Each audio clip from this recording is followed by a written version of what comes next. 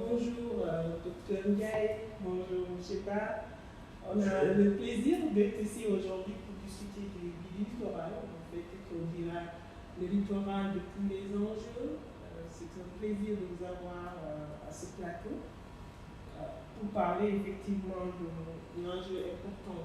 Parce que le littoral aujourd'hui, que ce soit à Dakar, mais au Sénégal globalement, fait une partie en tout cas d'un de ces problèmes qui sont non seulement effectivement dans tous les médias, mais qui constituent aussi des enjeux réels pour le pays, mais aussi pour la société sénégalaise globalement. On a vu pas mal de choses qui ont été relatées dans les médias récemment. On voit aussi beaucoup d'efforts du temps et du gouvernement, notamment à travers le projet du littoral. Donc c'est un plaisir d'avoir quelqu'un comme vous, M. Daoud Ndiaye, docteur en sciences de l'éducation, juriste, Garaf, donc qui en tout cas peut nous dire énormément de choses sur cette problématique. Et avec vous, M.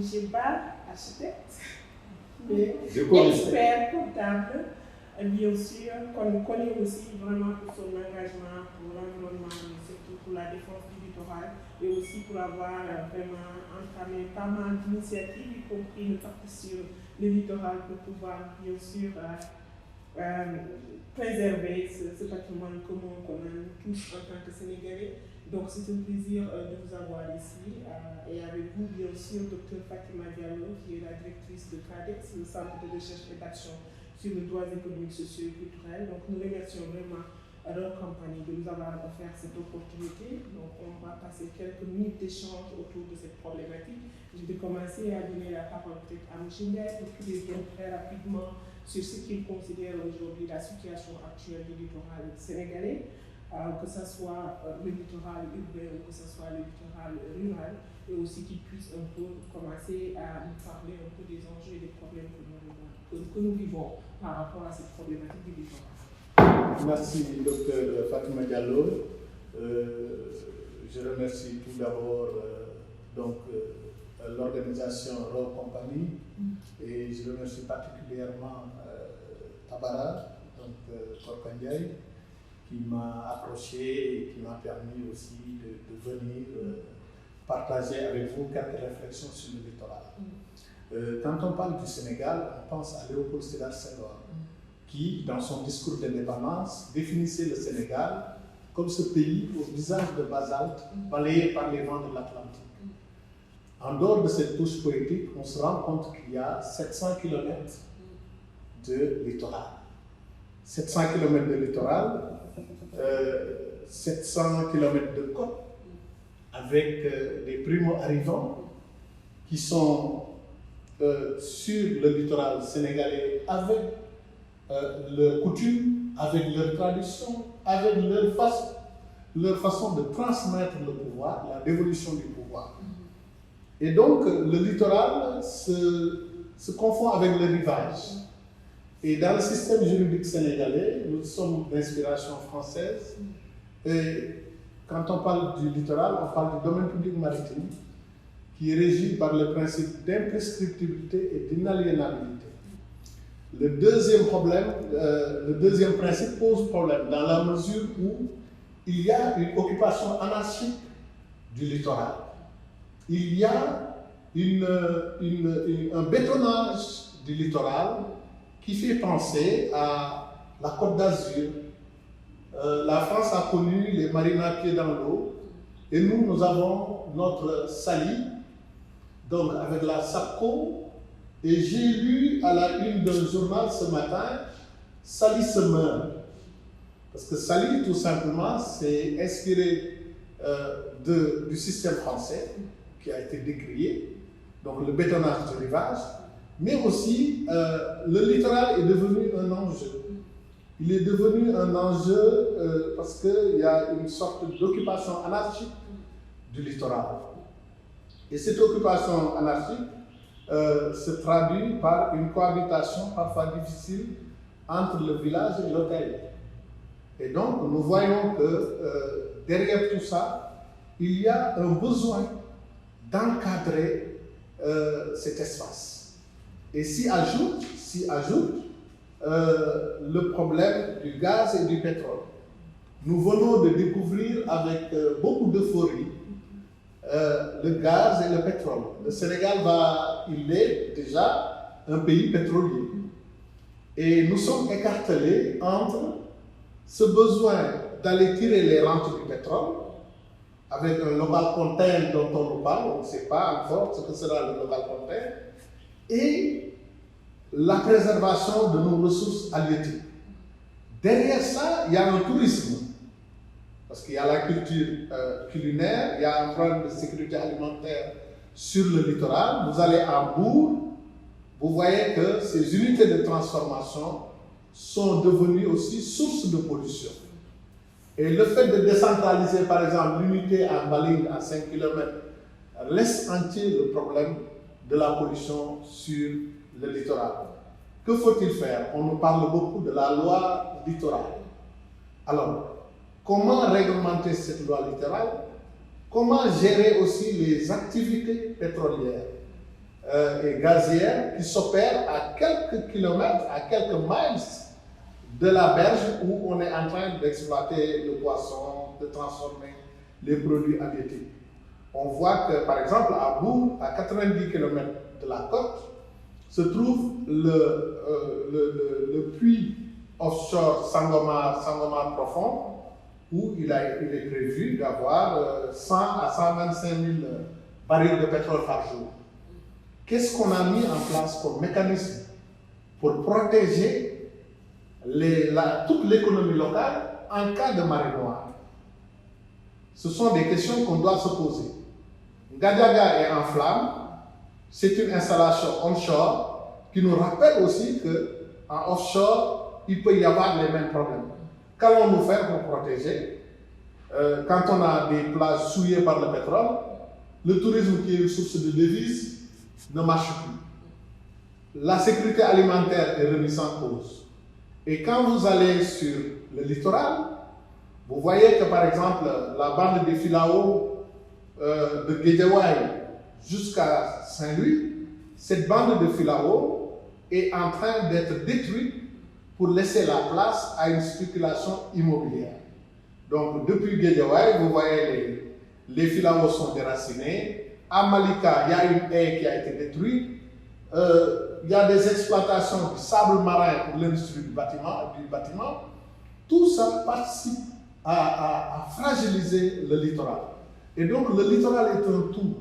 Lorsque par exemple vous voyez vers Djogo, pour le zircon, il y a un tarissement des nappes phréatiques, parce que pour exploiter le zircon, il faut beaucoup d'eau. Il y a un tarissement des nappes phréatiques dans la zone, le fleuron de la culture maraîchère du Sénégal. Et donc, à cela s'ajoute cette pollution qui remet en cause ce phénomène upwelling qui fait qu'on a l'une des zones les plus poissonneuses du monde. Pérou, Mauritanie, Sénégal font partie des zones les plus poissonneuses du monde. Donc, tout cela mérite une introspection pour aller vers l'avenir du littoral. Mais on ne peut avoir l'avenir du littoral sans une loi littorale de l'avenir. Très bien. Je pense qu'en parlant de loi du littoral, justement, qui devrait se projeter dans l'avenir, ce que vous mettez en perspective, c'est vraiment l'importance de faire un travail excellent sur la réglementation. Mais aussi, au-delà de la réglementation, peut-être aussi faire beaucoup de travail sur la sensibilisation et comprendre la perspective aussi des communautés qui souvent vivent ces problèmes-là.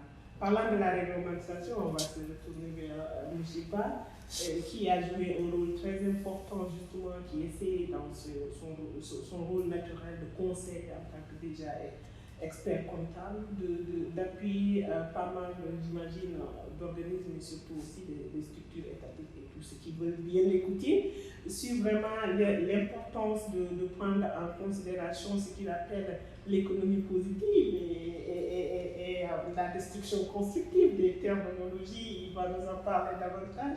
Mais comment il voit ces logiques et surtout comment il voit quels sont les types de propositions qu'il voudrait aussi mettre à la table dans ce contexte où, comme le dit M. Ndiaye, on a besoin vraiment, on est en train de réfléchir sur la réglementation pour avoir une réglementation qui pourrait vraiment régler quelques problèmes. Bon, je vous remercie d'abord pour cette invitation à la suite de Daouda.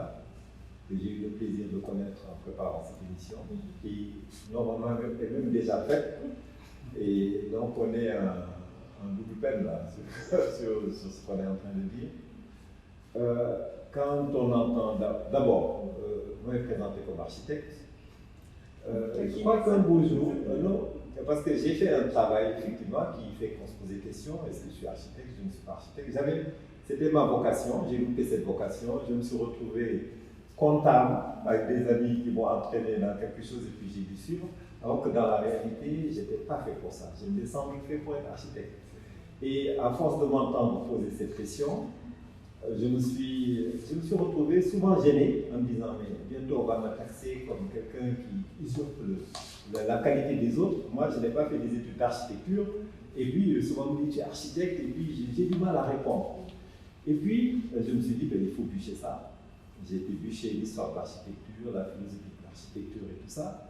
Et j'ai lu chez Le Corbusier, un grand architecte d'une dimension mondiale du siècle passé, et qui disait que l'architecture n'est pas un métier, c'est une tournure d'esprit.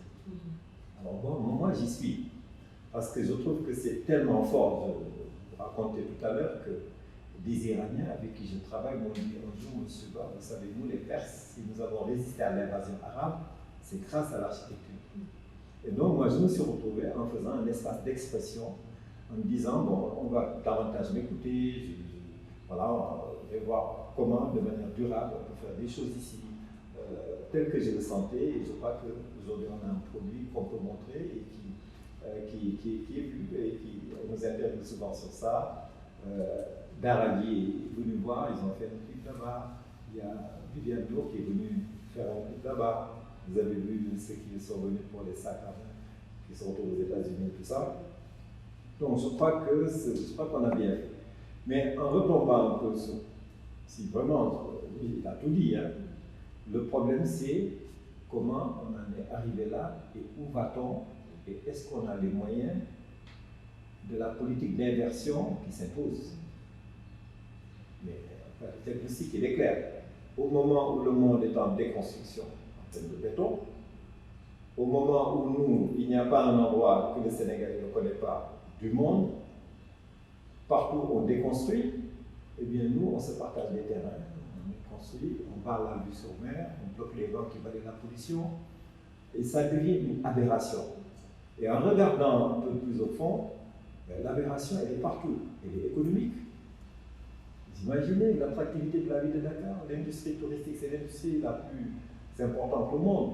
Au Sénégal, on ne devrait pouvoir ne vivre qu'avec ça, avec 14 millions d'habitants par exemple. Si on savait faire comme les Singapouriens ont su faire ou d'autres. C'est une aberration financière. Quelque chose qui a une valeur exponentielle. Vous vous retrouvez à vendre ça en bradage. Vous vendez un terrain à 4 000 m² pour que le lendemain matin, la personne à qui on l'a vendu revende ça à 1 million de francs le m² avec un enrichissement sans cause qui a un impact destructif incroyable, surtout. C'est une aberration sanitaire, puisque aujourd'hui, où nous parlons avec l'histoire du Covid, d'économie de la vie, aujourd'hui on est dans ces dynamiques-là, d'économie de la vie. On vient de comprendre qu'on est en train de mourir, que ça peut ne rien reposer quasiment sur rien, et qu'il faut davantage s'intéresser à ces choses-là, et que tout ce qui doit se faire doit avoir comme but et comme objectif cette économie de la vie. Le premier élément de l'économie de la vie, c'est la santé. C'est la santé. Et quand vous rentrez dans la santé, pour le raccrocher à une chose élémentaire sur le littoral, vous rentrez dans la santé, vous avez la bataille contre comment on appelle ça encore, quand on ne bouge pas, quand on doit bouger, enfin la marche. La marche, avec ses conséquences positives sur le plan de la santé publique, on dit 30 minutes de marche que c'est constitutif d'un blocage coronarien, enfin, on connaît ces choses-là. Et donc, quand on a des dynamiques de cette nature-là, ça nous ouvre à cette perspective-là, littorale, océanique, ventilée, etc. Qu'est-ce qu'on en a fait? on construit pour le bloquer. Aberration sanitaire. On devrait être dans une dynamique de santé durable. Parce qu'aujourd'hui, la pollution de l'air dont tout le monde parle, je ne sais pas si vous avez fait attention, au mois de mars dernier, il y avait le Washington Post aux États-Unis qui avait titré sur le Sénégal sur la dangerosité qu'il y avait de vivre dans certains endroits à Dakar.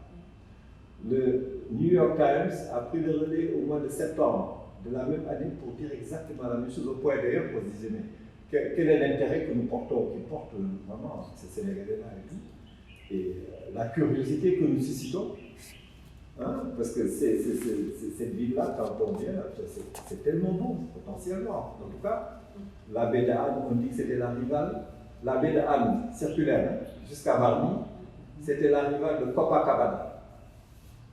Nous, c'est la poubelle, là-bas, c'est l'entrée du monde. On va expliquer ça comment. Donc, c'est gravissime. Les choses se sont effondrées dans beaucoup de domaines, comme on disait tout à l'heure. Alors, quand on a ça, par exemple, moi, quand j'essaie d'appliquer un peu ma vie à tout ça, il y a eu une première époque où je suis étudiant. Moi, j'ai fait mes études en France, puis à Montréal. Et je me souviens d'un vent glacial qui m'a giflé un jour. Alors, si vous connaissez la ville de Montréal, il y a la ville d'Orchestre. C'est dans un cabinet là, mondial, élite et tout. Et donc, je pensais commencer une carrière fulgurante sur les finances mondiales et tout ça. Et puis, un jour, il faisait peut-être moins de 30 degrés. Je suis rentré dans cette rue-là et je ne pouvais pas arriver au bureau. Il fallait aller sur les routes parallèles derrière pour aller de prendre ça, à contourner le bureau pour pouvoir rentrer comme ça. Impossible de marcher. J'ai dit, mais qu'est-ce que je fais ici? Je crois que ça a été un déclic. Puis je me suis dit, mais là-bas, la mer est bleue, la vie elle est fantastique, il y a un climat incroyable. Et avec tout ce qu'il y a à faire, on doit tout construire. Ma vie, c'est pas ici, c'est là. Donc j'ai commencé un peu à être comme ça, à en parler auprès de mes amis et tout. Mais je crois que c'est au début de l'an 2000 que j'ai commencé à vraiment être actif, à écrire dans la presse, faire des lettres ouvertes, adresser au président de la République, puisque nous avons un dispositif institutionnel où le président de la République, c'est lui qui a tous les pouvoirs. Alors, passer par un contournement, quelqu'un qui doit nous remonter des informations, je dis, je m'adresse au président de la République. Et le cri du cœur, ça avait commencé déjà, où je disais, les comptes de la République se partagent la corniche. Ça m'a valu une convocation du président de la République lui-même, et je me suis retrouvé dans son bureau pour m'expliquer sur ce que j'avais écrit. Alors, comme c'est un économiste, on a commencé à parler de l'épargne virtuelle que ça a constitué pour nous, cette affaire-là, et la manière dont on était en autodestruction, alors que ça devrait être le moteur de la croissance économique, quoi. Alors moi, je voyais déjà l'économie positive sans m'en rendre compte, l'économie même de la vie, parce que c'est ça, quand on dit croissance économique, on dit on fait la croissance, il faut bien que ça repose sur quelque chose, hein.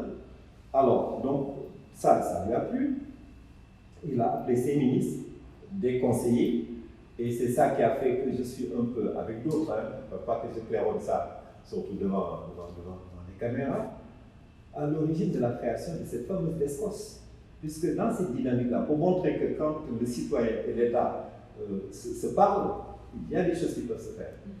En conseillant au ministre de l'Urbanisme de l'époque de se doter de cet outil répressif, je dis bien répressif, contre évidemment le négatif que constitue cette bétonisation et tout ça, tous azimuts, pour que certaines choses s'arrêtent immédiatement, parce que le béton, une fois qu'on l'a fait, il y a un coût à l'enlever. Donc il faut économiser un peu sur ça, et c'est ça qui fait aujourd'hui la DESCOS comme étant un des outils les plus opérationnels du gouvernement actuel. Il se l'arrache entre le ministère de l'Urbanisme, la prémature, après la présidence de la République, etc. Donc j'ai fait des lettres ouvertes, une succession, d'ailleurs ces lettres ouvertes étaient numérotées, première lettre ouverte, deuxième lettre ouverte, troisième lettre, on m'avait convoqué à la troisième. Et puis quatrième lettre ouverte, où je traitais de ces problèmes-là, de l'insoumission publique, de l'impuissance publique, de l'irrésolution, de ce qui nous caractérise. Je dis, mais où est notre intelligence? Nous sommes, Daouda a parlé de Senghor. Senghor, moi j'étais tout jeune, il nous parlait de littoral qu'on ne touche pas. Vous vous souvenez? Senghor voyait la ville de Dakar en jardin, en ville verte. Les Almadies on n'avait pas le droit de construire dans moins de 1000 m². Dans ces 1000 m², les 25% seulement étaient construits, les 75% c'était des espaces verts. Le Cap Vert, là, on a tué le Vert de Cap, mais par la suite. Mais en fait, on voyait qu'il y avait quelque chose. L'architecture qui devait sous-tendre toute cette dynamique, comme l'architecture, ce que nous pouvons voir au niveau du CICES, avec cette construction néo-soudanaise et tout ça, sa propre maison sur la Corniche, qui m'a pas mal inspiré moi-même, certains immeubles à Dakar, donc montrer qu'il y avait une dynamique qui préfigurait de ce que nous sommes en train, de rêver aujourd'hui. Et là, avec notre formation, moi, je ne sais pas toi, mais moi, mon latin, je le récite jusqu'à présent, parce qu'on était dans une dynamique d'études classiques cadrées, sans être bon, hein, ou en tout cas, on était dans les moyens, moi j'en étais, mais mon latin, là, il était là, etc. Donc, il y avait une formation qui allait vers tout ça quand on faisait ce genre de choses. Et donc, ça a été une première partie de ma vie de ce combat-là. Ensuite, on s'est mis à crier partout. Il y a eu ce fameux bâtiment donc, qui était censé être l'ambassade de la Turquie sur la corniche ouest, mais où il y a une riposte citoyenne. Jusqu'à présent, nous n'avons pas l'analyse. On ne sait pas qu'est-ce qui l'a fondamentalement déclenché. Subitement, on a commencé à dire oh, non, c'est pas possible. Et puis les gens ont commencé à se retrouver. Ça a grossi. Et puis, vraiment, le rapport de force a conduit à annuler, à faire basculer les choses, à faire annuler donc cette autorisation de construire. Le président est sorti, a donné raison à tout le monde, alors qu'au moment où les gens ont commencé à se rassembler, il y a des députés ont été mis en prison, Cheikh Oumar Sy, connu, était en prison, des professeurs d'université, des étudiants, des gens comme nous, tout le monde. Dans un premier temps avec les lacrymogènes, puis par la suite, ok, on annule, et on a annulé ça, on a dit, le littoral c'est parti. Dans les mois qui ont suivi, on a eu le drapeau koweïtien, hein, mais ça, on peut en parler, je dois accélérer comme il faut le dire, mais j'accélère d'ailleurs. Cette partie-là, c'est ça cette riposte citoyenne-là qui a fait naître cette fameuse perle, la plateforme pour l'environnement et la réappropriation du littoral, où j'ai été élu justement président. Et on a commencé à crier partout où on construit, on y est, on est interviewé, on a essayé de se faire voir, on alerter l'opinion publique et tout ça. Ça n'a pas donné grand-chose. On avait de petites choses, quoi, vraiment des petits pas, et puis rien. Et puis c'est là où on est passé à ce fameux pacte politique pour sauver le littoral, dont on parlera tout à l'heure quand la parole nous reviendra, pour faire des propositions. Parce qu'on a vraiment évolué comme ça, on a dit ça, on y est, après on ne peut pas faire ça, on avance, etc. Et là on a dit, on ne cherche pas le consensus, c'est impossible. On ne cherche pas un accord entre appareils politiques, c'est impossible. Nous allons essayer de susciter une volonté commune de traiter ça. Très bien, je pense que vous avez dit des choses assez intéressantes et vous avez posé une question qui est pourquoi soudainement il y a eu cette conscience populaire entre guillemets sur la question du littoral. Je pense que ce qu'il faut reconnaître, c'est qu'on est quand même dans un contexte où les mouvements sociaux au Sénégal sont vraiment en alerte par rapport à certaines questions, surtout la question de l'environnement aussi, vraiment en train de prendre l'empreinte. Il y a pas mal d'organisations, d'associations qui sont en train de naître.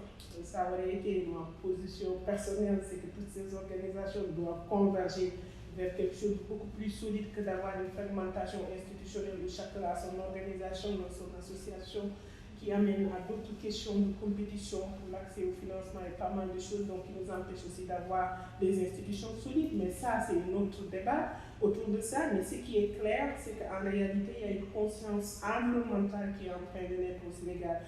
Les communautés, les populations, les citoyens n'ont pas encore tous les moyens de régler tous les problèmes, mais je pense que c'est en train de naître et c'est bien qu'on ait des gens comme vous pour pouvoir être au devant de la scène et justement de faire ce lien entre l'appareil étatique et les gens qui sont plus ou moins des fois sans voix. Et je pense que vous avez parlé de quelque chose d'assez intéressant qui est la communion avec la nature, qui est quand même quelque chose de traditionnel, ancestral. chez les peuples africains, et surtout aussi chez nous les Sénégalais, chez Yahi, vous êtes Garaf, donc vous connaissez aussi toute la dimension culturelle qui est liée à ce littoral. Vous avez tantôt parlé du fait que le littoral, ce n'est pas seulement Dakar, mais c'est de la corniche de Dakar jusqu'à Cabrousse. On peut toujours revenir sur qu'est-ce qui constitue le littoral vraiment, parce que beaucoup de Sénégalais ont tendance souvent à réduire le littoral à la corniche de Dakar, VDN2, peut-être non, là, les autres, VDN3, mais ça va bien au-delà. Et j'aimerais bien que vous reveniez aussi sur les enjeux culturels en tant que communauté venant de la communauté de vous, qu'est-ce que ça représente aujourd'hui, comment ils vivent ces menaces, quelle est leur position par rapport à ça, et peut-être on en profitera aussi pour revenir à travers nos expériences sur la position des communautés, des profondeurs, disons, qui ne sont pas de Dakar, que ce soit des communautés du Delta ou que ce soit des communautés, par exemple, de Lompoul, de Diender et autres qui aussi vivent le littoral différemment, peut-être, mais ce n'est pas les hôtels, mais il y a d'autres enjeux qui sont là.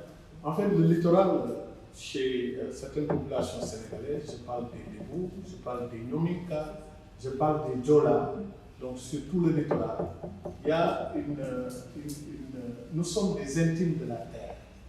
Nous sommes en fusion sur un espace qui fait vivre à la fois le culturel et le culturel. Il y a un moment où, par exemple, quand vous sillonnez Ngor, vous allez voir qu'il y a des espaces qui sont des lieux de culte, des lieux d'offrande. Depuis des millénaires, depuis des années, des siècles, les Lébous sont organisés pour pouvoir faire des offrandes dans certains lieux. Si vous allez, chaque année, il y a le tour de Mandjaré, par exemple à Yoff. Et il y a des îles qui gardent toujours ce côté magico-religieux qu'il convient de respecter. Ce sont des syncrétistes. Ils vont à Djamalai pour scander donc, le message de Sidna Limamou, mais en même temps, il y a Mandjaré aussi, qui est de l'autre côté, qui est une divinité respectée. Donc, si vous voyez bien tout le littoral, à Saint-Louis, vous avez Mamkoumbaban. Quand vous venez ici, vous avez le Daoubay, île aux serpents, vous ne pouvez pas faire une architecture grande nature type Dubaï sur cette île qui a un aspect symbolique pour les Lébous et autres. Et vous avez Mamindis Ndiaye du côté de Fatick. Quand vous arrivez par exemple à Kaolack, vous avez Bossé Kumbodjigé, Dangam. Et donc, il y a des lieux qui sont jusqu'à présent protégés. Et donc, je me dis qu'il y a un ordre juridique traditionnel et un ordre juridique moderne, entre guillemets. Je dirais moderne, entre guillemets, parce que dans la tradition, il y a de la modernité. Quand vous allez en Casamance, vous allez voir, par exemple, je citais tout à l'heure l'ère du Kawawana en Casamance, où il y a des digues anti-sel pour protéger les espèces, la biodiversité, certaines espèces, à un certain moment de l'année où on ne pêche pas certaines espèces, pour permettre aux naissants de se développer. Et donc, aujourd'hui, notre objectif dans ce littoral, si nous devons mettre en place un cadre de concertation, il ne faut pas que ce cadre de concertation soit un cadre de concertation bureaucratique. Ce que nous devons perdre aujourd'hui, c'est cette verticalité du pouvoir. C'est-à-dire qu'aujourd'hui, si nous voulons apaiser ce littoral, nous devons partir de la base, associer les chefs traditionnels, associer les occupants, parce que le littoral est à la fois un lieu de villégiature pour la bourgeoisie comprador, comme on disait il y a une époque donnée. Donc il y a une caste sur le littoral qui n'a rien à voir avec le village traditionnel. Et donc, il faut un tout pour assurer ce vivre ensemble sur ce littoral. Et donc, moi, j'ai écrit dans un journal de la place, et je continue à le préconiser et dire qu'il nous faut un COS littoral, un comité d'orientation stratégique littorale qui va alimenter ce chantier de la loi littorale qu'on attend de ce pays. Parce que pour faire une bonne loi, il faut tenir compte de l'homme avec un grand H et de son milieu.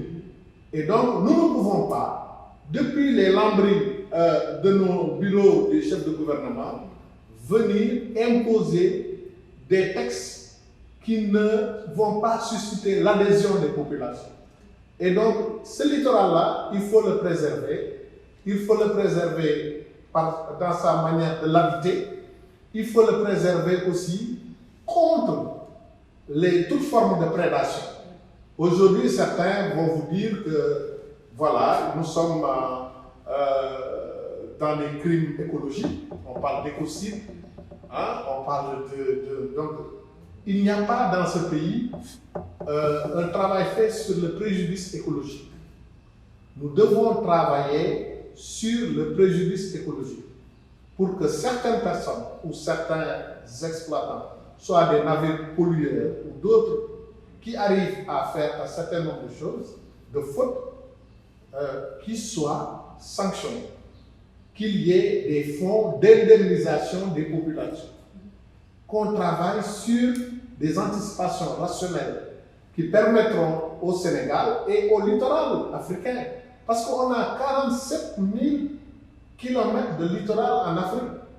On a 18 États côtiers et insulaires. Donc, 38 États consulaires, côtiers du moins.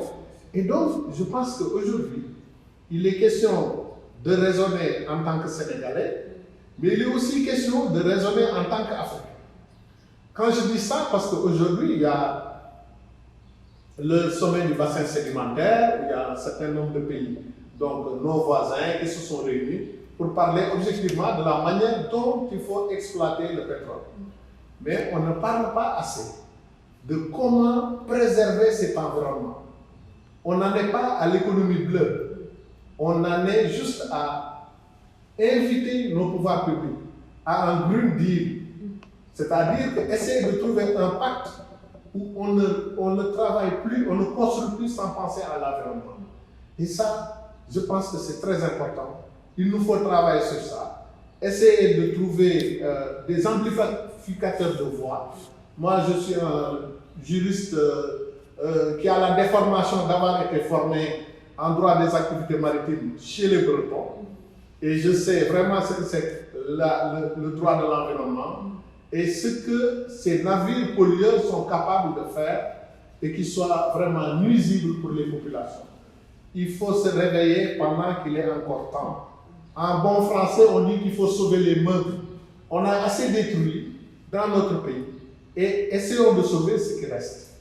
Et ça, nous ne pouvons le faire qu'avec ces donneurs d'ordre. Nous ne pouvons le faire qu'avec celui qui est investi des pouvoirs de nommer aux emplois civils et militaires, qui est le chef de l'État. Nous l'interpellons à trouver une base assez large pour pouvoir construire cette loi littorale. Très bien, Michel, je pense que vous avez abordé des choses qui nous tiennent vraiment à cœur. Et quand je dis nous, je parle déjà par exemple du centre que je dirige, qui est le CADEX, si vous me permettez très rapidement, pour voir aussi qu'il y a effectivement des liens en termes d'activité. Nous avons deux programmes qui vont déjà dans ce sens-là, c'est dans la zone des Niayes. Donc nous travaillons avec plus de 157 organisations paysannes, et tenez-vous bien, certaines organisations peuvent avoir jusqu'à 6 000 membres. Donc c'est toute une... Et ce qu'on fait, c'est vraiment une approche participative par rapport justement, on veut la révision de l'arrêté 1957 qui avait classé une bonne partie de la zone des Niayes comme étant un périmètre de restauration. Donc qui dit périmètre de restauration, pour faire simple, pour que nous comprenions ça, entrer dans les technicalités du droit environnemental, cela veut dire que c'est un périmètre classé au même titre qu'on classerait une forêt, pour faire simple. Donc, dans ce périmètre, vous allez trouver toute la bande de filao, une bonne partie de la bande de filao, et tenez-vous bien, plus de 80% de la superficie qui constitue les Niayes, c'est les 4 régions, de Dakar jusqu'à Saint-Louis, fait partie de ce périmètre. Donc, légalement parlant, normalement, personne n'a le droit de construire là-bas. Mais tenez-vous bien, c'est dans cette même zone où vous allez trouver de temps en temps des compagnies privées avec des hectares de concession, que vous allez trouver de l'agrobusiness se développer, mais à côté, vous allez trouver en même temps le pauvre agriculteur, si je dis pauvre, je mesure mes mots, horticulteurs et autres, qui a tout le temps des problèmes d'amende de 500 000 et autres avec les services des eaux et forêts qui lui rappellent toujours, mais il faut vous rappeler de cet arrêté colonial. Et d'ailleurs, pour moi qui suis anthropologue du droit, je pense que les textes coloniaux, dans la substance, même si on devait les garder, on peut quand même gagner à les réviser, ne serait-ce que du point de vue symbolique. Mais en même temps aussi, du point de vue de la substance même, il est temps de réévaluer si vraiment cet arrêté colle encore aux réalités. Au moment où on pouvait classer 4 régions comme étant un périmètre de restauration, donc une zone classée, où on ne peut pas faire des activités même de maraîchage des fois, et alors qu'un monsieur avec une belle valise peut arriver et avoir des hectares et faire de l'agrobusiness, ça pose problème et ça pose des problèmes d'inégalité. On a tous qui sont là, beaucoup voyagé, et on connaît suffisamment que le problème, ce n'est pas la pauvreté, le problème, c'est les inégalités. Dans tous les pays où vous allez trouver le taux le plus élevé de criminalité, vous allez vous rendre compte aussi que c'est les pays où il y a le taux le plus élevé d'inégalité. Il est clair qu'on est dans des pays en voie de développement, disons très simple, dans des pays très très pauvres. Et il est important qu'on joue une carte très claire en termes de traitement des communautés et en termes de traitement des citoyens. Tant que les citoyens vont sentir que le littoral dakarois, il y a des dialogues pour les défendre, il y a des mouchébas qui ont accès à tout un arsenal pour aussi faire passer leur message. Mais que eux, dans les terroirs, donc dans le monde rural, ils n'ont pas la possibilité d'avoir tout cela, ça pose problème. Donc on vous invite aussi, bien sûr, nous tous ensemble à travailler, et c'est important quand vous parlez de poste littoral, de pouvoir amener les voix de tout le monde. Donc le travail participatif que nous le faisons dans les villages. Nous le faisons avec des chefs de village, avec des présidents d'organisations paysannes. C'est eux qui sont aujourd'hui en train de donner les recommandations. Et c'est pourquoi j'aimerais bien que quand il va revenir sur le pacte, qu'on voit comment ces recommandations peuvent aussi alimenter. Ce n'est pas des recommandations ni de Dr Diallo ou de Dr Ndiaye, c'est ceux qui vivent dans le littoral rural, entre guillemets, qui disent aussi, par rapport à la bande de Filao, par rapport à la préservation de l'environnement, voilà ce qu'on voudrait. Et ce serait bien qu'on voit comment ça peut intégrer le pacte, comment ces questions aussi peuvent être posées au niveau du COS littoral pour avoir vraiment une loi inclusive, parce que ça ne sert à rien d'avoir des lois qui ne vont pas être appliquées. Je pense que quand vous parlez de pluralisme juridique, de achoppement de réalité, d'achoppement de légitimité traditionnelle, mais en même temps légitimité juridique formelle, c'est parce que tout simplement souvent on ne prend pas le temps nécessaire pour avoir des lois qui correspondent à nos réalités. Et certaines de ces réalités, je pense que vous les avez mentionnées. L'autre programme que nous avons, c'est sur le Delta. Vous avez tantôt dit, on parle du Delta en termes de Green Deal et non pas en termes de blue economy. Ce qui est clair, mais en même temps, il faudrait qu'on rappelle à l'État sénégalais que c'est eux qui se sont battus pour que le Delta soit classé patrimoine mondial de l'UNESCO. Et l'UNESCO est très clair là-dessus. Le patrimoine mondial de l'UNESCO, tout site classé patrimoine mondial de l'UNESCO est incompatible avec une exploitation extractive. Donc on n'est pas en train de dire que forcément il ne faudrait pas aller extraire les ressources, encore que ça nous appartient, et c'est nous le peuple, c'est ce que nous dit la Constitution. Donc, il est important qu'on ramène tout ce débat autour de la table et qu'on en discute en tant que Sénégalais pour trouver des consensus qui peuvent renforcer notre démocratie. Et je pense que, parlant de démocratie, Moucheba nous parle d'un pacte, et on aimerait bien savoir le contenu de ce pacte et comment ce pacte aussi est vraiment aligné au projet de loi sur le littoral et quelles sont les étapes prochaines par rapport à ça. Dans l'économie de la vie, il y a tout ça justement. Alors, y compris ce qui nous préoccupe vraiment, c'est l'intérieur, effectivement, c'est parce que nous, notre conception du littoral n'est pas seulement la mer qu'on voit comme ça, mais on voit ça jusqu'à ces 50 km à l'intérieur, de vision et tout. Quand on écoute Daouda, moi, on sait tout, hein. Écoute, effectivement, c'est extraordinaire. Nous, on a prévu dans le pacte, je saute sur un point comme ça, dans le pacte, il y a un point numéro 6 qui est la politique nationale d'architecture, d'urbanisme et d'aménagement du littoral. Et là-dedans, nous avons proposé que 30% de cet espace-là soit consacré à l'art et à la culture.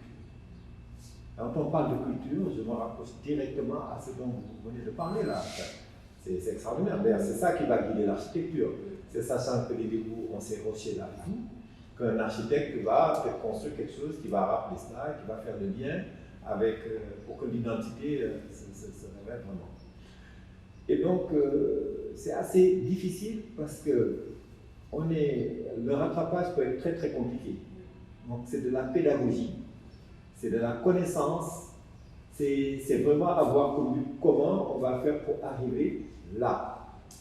Des déficits, on va en avoir partout dans notre institution classique, notre architecture institutionnelle, qui verticalise le pouvoir à un niveau tel que c'est imposé quasiment à ceux qui sont en haut de ne s'occuper que d'électoralisme. Parce que sinon, on ne saura pas ce que tu as fait, etc. C'est des débats sans fin. C'est pourquoi il y a la démocratie dans l'économie de la vie. La santé y est, se promener, tout ça, ça y est, mais la démocratie est là-dedans. Alors, nous, quand on s'est rendu compte que, tu as parlé de regroupement, tu as parlé à partir de ton terme d'amplificateur de voix, etc. Tout ça là, c'est dans cet esprit-là qu'on a travaillé sur ça. On a dit, on va essayer de partir doucement. On va dire des choses que personne ne fera. On ne nous écoutera pas. Et comment on est arrivé justement à la loi?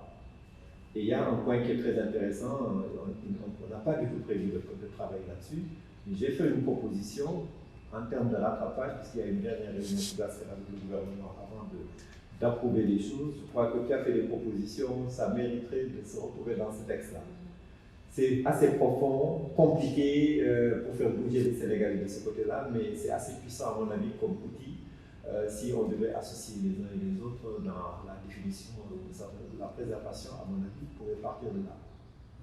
Alors, donc, nous avons proposé 8 mesures, simples et élémentaires. Alors, la première mesure, c'était la prise immédiate et simultanée de 2 décrets. Aujourd'hui, on parle de la loi. Nous, on a dit, avant qu'on arrive à cette loi-là, il faut intervenir tout de suite. Vous avez vu la vitesse avec laquelle le décret est pris au Sénégal aujourd'hui. Le président lui-même a considéré qu'il fallait qu'il aille beaucoup plus vite. Le Premier ministre n'est plus là. Le décret, il est... Alors là, tout de suite, là, s'il veut, il signe son décret dans l'après-midi. Et que dit ce décret? Le premier décret instaure clairement le statut d'utilité publique sur l'espace compris entre l'océan et la route littorale ou corniche, entre les villes de Saint-Louis au nord et Cabos au sud. Là, on ne va pas demander des choses qu'on ne peut pas obtenir. Qui peut dire je ne signe pas un tel décret? Parce que derrière, il y a un dessein de faire autre chose. N'est-ce pas? Donc, qui instaure clairement le statut d'utilité publique. La bonne nouvelle, c'est que dans la loi, parce que ça c'est antérieur à la loi, on y est là, en termes de rédaction, l'article 1er, c'est le patrimoine qui est consacré en utilité publique. Le patrimoine, ça c'est vraiment le patrimoine qui est là. Ensuite, on avait parlé d'un deuxième décret, mais ça concernait la ville de Dakar, en disant si ça marche, peut-être que les présidents qui vont venir, ils vont vouloir avoir leur BE, leur projet, tout ça, on va les amener à ça, que chaque président fasse quelque chose, voilà. Et donc, on dit au président actuel, les 10 B que forment la ville de Dakar. On n'a qu'à les compter. Yoff, Bor, Almadi, Ouakam, ensuite Mermoz, ensuite Fall, la baie de Fall. Après, on parlera de l'île aux serpents, hein, parce que maintenant c'est d'autres là qui construisent en face. Donc, ensuite il y a la baie de Soumbédioune. Après il y a la Médina, et puis derrière, après tu as l'Anse Bernard, etc. le port de Dakar, tu as une dizaine de baies. Est-ce que dans le monde il y a quelque chose comme ça? Une presqu'île qui soit comme Dakar et qui soit la capitale? Je ne pense pas. Donc nous disons, le président, il devrait y avoir un prix du chef de l'État, un projet vraiment du chef de l'État pour s'occuper de ces baies. Ce qui pousserait à réfléchir, à planifier, à mettre ça sur le débat public avant que ce ne soit consacré. C'est ça un peu l'état d'esprit, en disant, si on dit que ce deuxième décret-là doit être un grand projet du chef de l'État du Sénégal, on est obligé de s'en occuper. Ça, c'était les premiers décrets. Ça a fait un effet, parce que je me demande si c'est même pas ça qui a fait faire la loi. Parce qu'on appelle immédiatement, parce que le pouvoir est fort. On appelle le ministre de l'Environnement, on y va tout de suite. C'est au quart de tour. Hein. Le deuxième élément, c'est bien sûr les mesures conservatoires. Quand on voit ce qui se passe, mais nous, au moment où on est en train de réfléchir, ça on en a tenu compte, on est en train de construire. On est en train de distribuer le terrain avec la vitesse grand V. Donc, une fois que la loi est terminée, vous allez surveiller, vous allez protéger quoi? Il n'y a plus rien. Donc on a dit, on attaque les mesures conservatoires. Tout ce qui n'est pas encore touché, on met la main dessus. On ne parle pas d'autre chose. Hein. On dit, on va prendre un drone, on regarde les trous là, et puis on va dire, ça c'est pas construit, ça c'est pas construit, ça c'est pas construit. Immédiatement, on bloque ça. Et puis après, on s'intéresse à ce qui est construit. Mais d'ores et déjà, ce qui n'est pas encore touché, on met la main dessus. Économie, puisque aujourd'hui, en mettant la main dessus, vous n'avez pas à payer des indemnités, d'éventuelles indemnités, si vous devez démolir ou des choses comme ça. Donc, du coup, parce que chaque fois, il faut chiffrer et poser des choses sur la table. Donc, c'est un peu. On disait Trump, là, il gère l'Amérique comme chef d'entreprise. C'est un peu vu comme ça, en fait. Alors, ça, c'est mesure numéro 2. Mesure numéro 3, la taxe de privilège littoral. Si je vous disais le nombre de procès ou de plaintes, ou en tout cas d'oppositions de procédures qu'on a au niveau du tribunal, on dit c'est pas possible. Parce qu'au départ, chaque fois qu'on voit quelque chose, tribunal. Chaque fois qu'on voit quelque chose, conseil d'État. On attaque l'acte administratif. Mais ça ne nous a jamais amené à rien. Tu as parlé tout à l'heure de comment on appelle ça, quel était le terme, l'intérêt à agir. C'est ça qu'on vous oppose. Le premier élément sur lequel les juges se fondent pour rejeter, c'est l'intérêt à agir. C'est même pas par où passer. Dis-moi, c'est mon intérêt qu'on ait fait ça parce que ma voiture ne peut plus rouler comme ça, ou bien ceci, cela. Donc il va falloir que vous montiez là. Bon, ça vous fait des années et ça ne bouge pas. Et créer une association, vous aurez un intérêt à agir. On l'a fait avec l'association, ils le rejettent. Ils disent que l'association doit avoir entre d'utilité publique. Et pour ça, il faut 2 ans, faire la demande, etc. Que vous n'aurez jamais. Et il y a très peu de personnes qui l'ont, et ils l'ont surtout dans des questions qui n'intéressent pas fondamentalement les gens. Mais si on voit que c'est pour aller vous opposer à quoi que ce soit, vous n'aurez pas ça. Vous n'aurez pas cet agrément. Évidemment, pour nous, ce n'est pas vrai, mais c'est ça la décision judiciaire. Il faut aller en appel, de là, il faut aller en cassation, pour que le droit il soit dit en disant ah si, c'est là, ils ont bien le droit d'intérêt à agir. C'est tellement facile. Vous avez vu, c'est revenu ces jours-ci avec quelqu'un à qui on a dit il n'a pas intérêt à agir.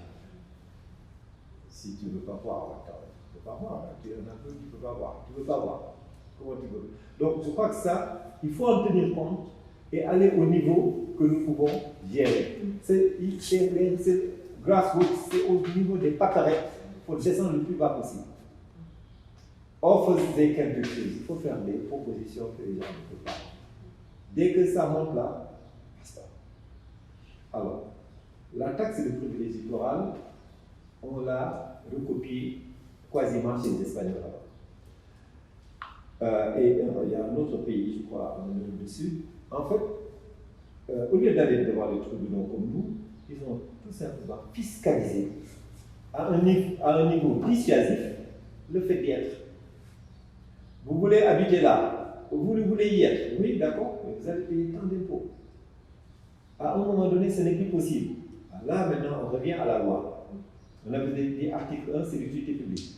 On revient à la loi parce que, en rendant ça dissuasif, Mais la personne son réflexe, c'est de céder. Lorsque vous cédez, qui va acheter? On peut se retrouver dans la même situation spéculative. Il n'y a que l'État qui doit pouvoir acheter. Donc, on donne un droit de préemption à l'État. Dès que ça rentre dans l'État, l'État est coincé, il ne peut plus le sortir parce que l'article numéro 1, il y a l'utilité publique. Il peut le sortir, mais sur des bases d'utilité publique. Mais tu ne peux pas avoir ton stylo et puis y aller, par comme ça, et puis tu fais milliardaire les gens. Enrichissement sans cause, profit personnel, dommage collectif. Alors, donc, cette taxe de privilège littoral, l'ancien, je ne vais pas dire le nom, Ross Pointre sur le plan de la fiscalité, la première fois qu'il m'a entendu, il me dit j'adore. Il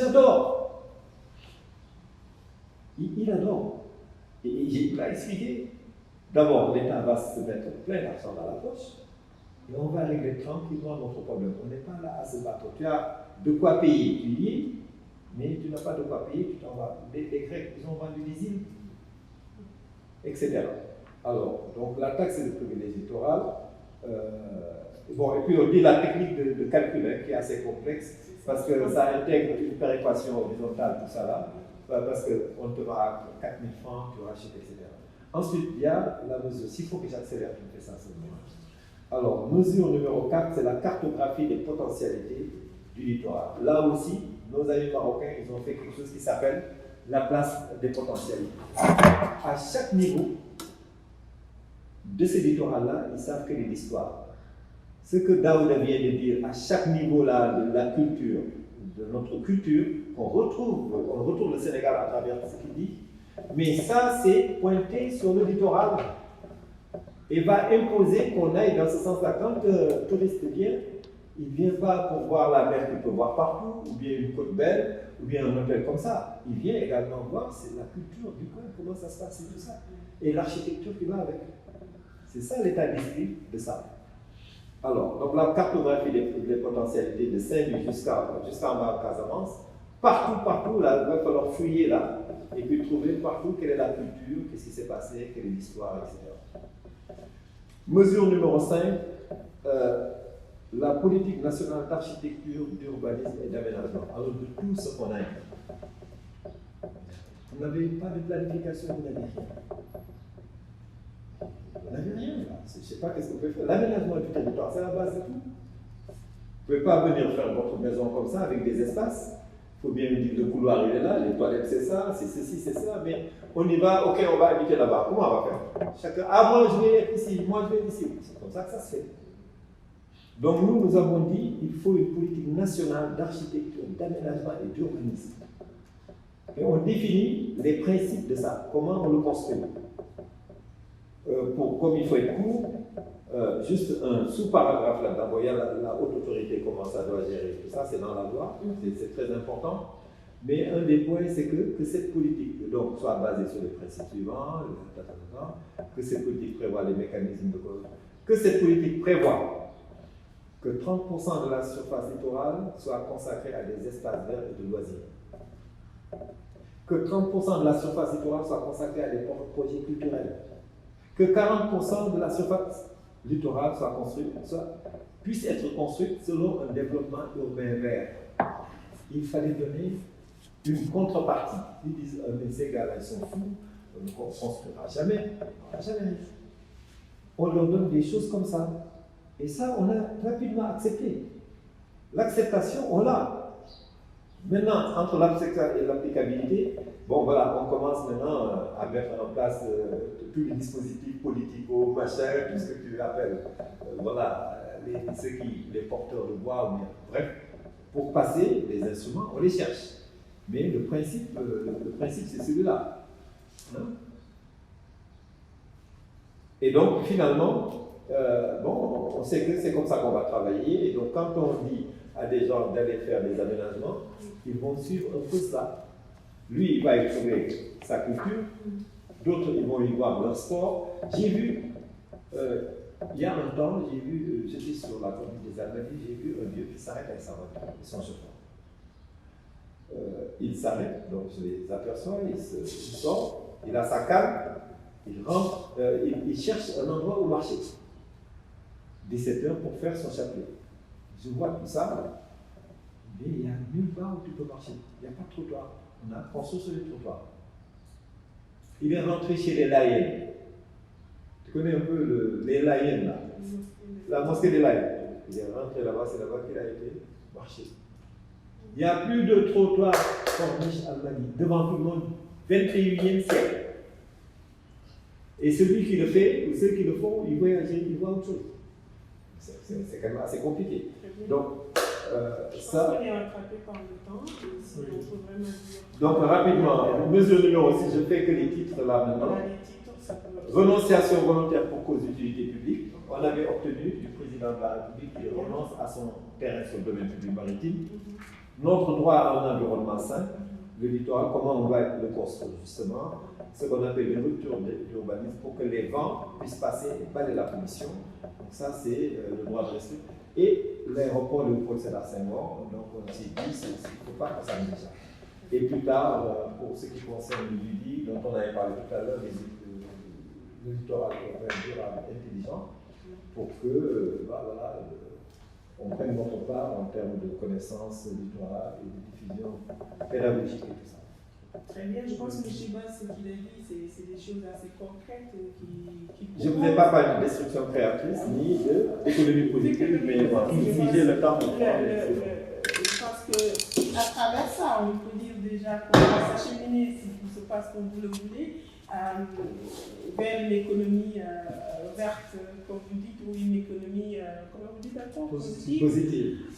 Et donc aussi vers vos destructions constructives. Donc, de manière très avancée, vous avez dit des choses qui, on espère, va se retrouver dans la loi, ou comme vous le dites, sont déjà dans le projet de loi. Je dirais tout simplement que ce soit le pacte, on salue l'initiative, que ce soit la loi, on a besoin d'une adhésion populaire, on a besoin d'une discussion, on a besoin de non pas seulement copier l'Espagne et le Portugal ou d'autres pays, mais de aussi recueillir vraiment l'avis des communautés et surtout toutes les parties prenantes pour qu'à la fin on ne se retrouve pas justement avec des initiatives ou des processus qu'on a tout simplement gérés dans nos bureaux ou entre nous et que vraiment c'est en ce moment qu'on pourra maintenant avoir cette appropriation par les communautés, par les citoyens. C'est parce qu'on aura fait tout ce travail ça prendra bien sûr du temps, mais au moins ce travail d'appropriation et ça va renforcer la légitimité, surtout pour un texte qu'on appelle un pacte, parce qu'un pacte ne serait-ce que du point de vue juridique, c'est aussi une entente entre les gens, c'est une entente entre les communautés. Et quand le pacte devient politique, pour moi en tant que citoyen, si on dit au Sénégal, votre pacte politique sur le littoral, j'aimerais bien le retrouver, j'aimerais bien dire que ça c'est quelque chose dont je reconnais non seulement à la légitimité, mais ça correspond aussi à ma vision. Et je pense que tous les Sénégalais ont le droit de se dire la même chose et de se poser la même question. Donc je pense que vous allez aussi aller vers le sens de cette divulgation et aussi de ce travail d'appropriation. On en est à la fin de ce débat qui est à la fois intéressant, intense et en même temps passionnant. On peut continuer, je pense, toute la soirée à en parler. Mais c'était très, très intéressant de voir vraiment le lien que vous faites entre le culturel, le magico-religieux, entre guillemets, toutes les religions africaines étant environnementalistes. Donc, c'est vraiment fascinant de voir le lien que vous faites avec ça, mais aussi de comprendre votre engagement ancré non seulement dans la traditionnalité, entre guillemets, des choses, mais aussi en même temps dans la modernité, parce qu'il faut être très moderne pour parler de boulot économie. Pour l'instant, j'en ai même très rarement entendu en français. La plupart du temps, je discute avec des collègues anglophones parce que c'est vraiment plus développé là-bas.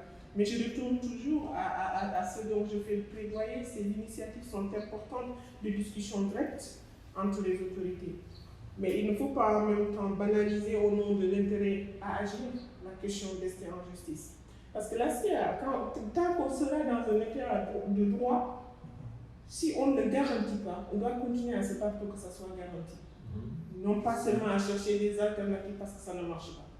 Et le problème pourquoi l'intérêt à agir, on le soulève souvent, c'est qu'on n'a pas encore considéré fondamentalement la question du droit à un accès à l'environnement sain comme étant un droit de l'homme.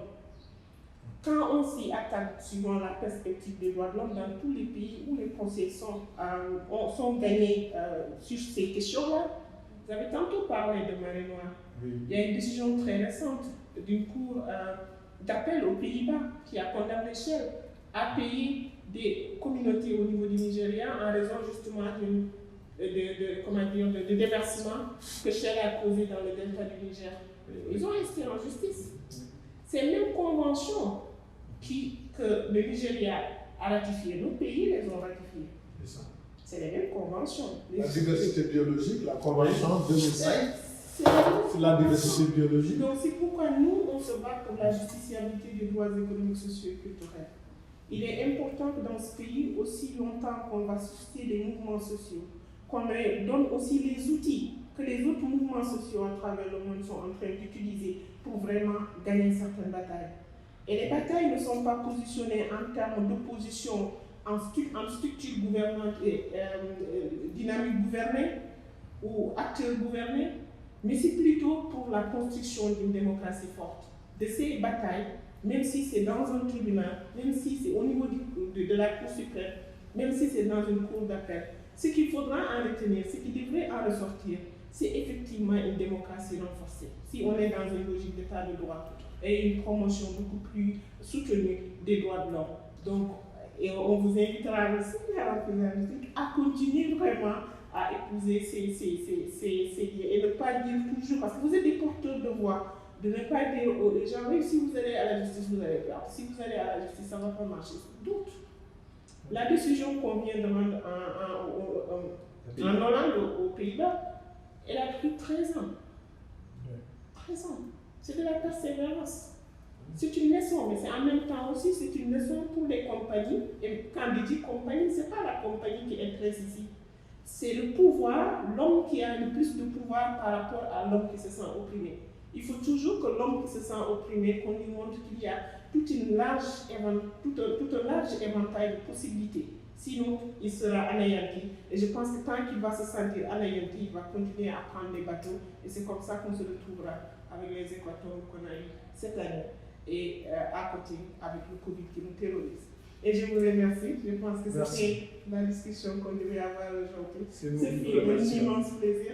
Et on espère vraiment qu'on va continuer ces discussions. Et encore, merci à nos compagnies et over to you. Merci beaucoup. Merci.